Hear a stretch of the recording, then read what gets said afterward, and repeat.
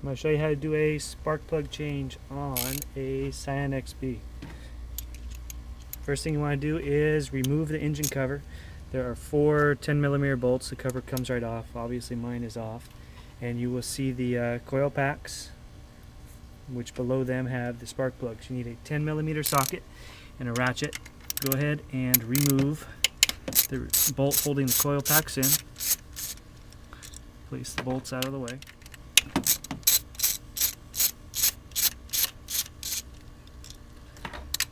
Take note of how much pressure it is to get the bolts out of there, so when you put them back in, about the same. You can go ahead and remove the coil packs one at a time, or you can pop them all out. Just make sure if you pop them all out, you remember which one went where. And these boots go all the way down to the spark plug. You just can kind of lay them out of the way. Your spark plugs are down inside, so next thing you're going to need is a socket designed to take the spark plugs out. The nice ones have a little rubber seal inside the socket, so your new plugs will stick in there and it'll pick them up, instead of just using a deep socket where the plugs fall out on you.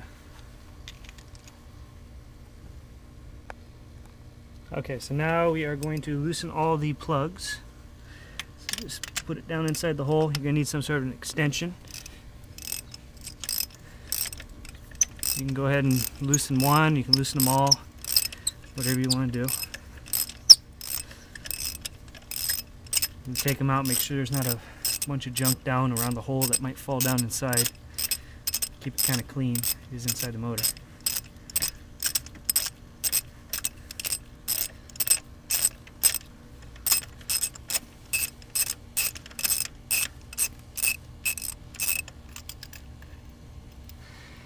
There we get our plug. Probably want to do this while the engine's cool, so nothing's too hot. And we're going to replace this with a new plug. So the new plug, some of them have a screw on top that is not on in the box, so you want to match it up. The old ones had that on. Next thing you want to do is put the washer on if it's not already on the plug. Easy enough.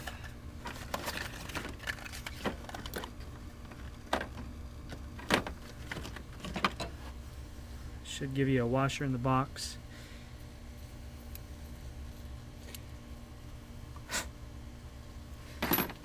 And you just screw it onto the bottom of the plug. So now the plug's ready to go inside.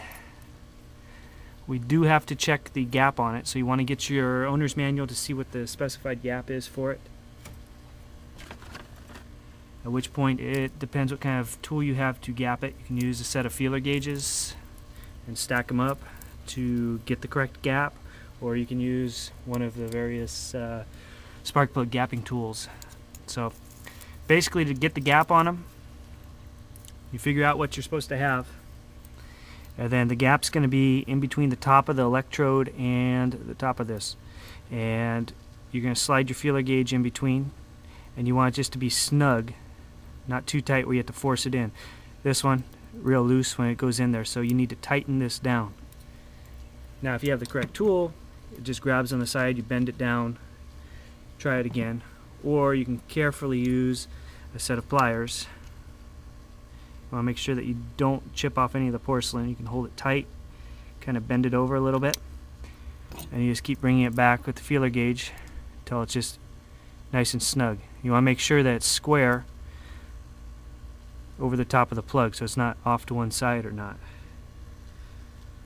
And if you need to adjust it that way, you can grab it, kind of wiggle it a little bit, but after that make sure that you test it again with the feeler gauge.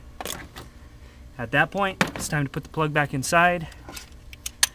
If you have a nice spark plug wrench with the rubber inside, you can just pop the plug in, feed it down the hole, kind of wiggle it around a bit so you don't cross thread it. Get the plug started with your fingers. Now make sure it's going in nice and easy. You don't want to get this thing caught inside the head. Screw it all the way down with your fingers till it's tight.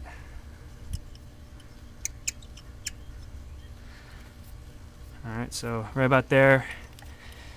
Finger tight, hand tight.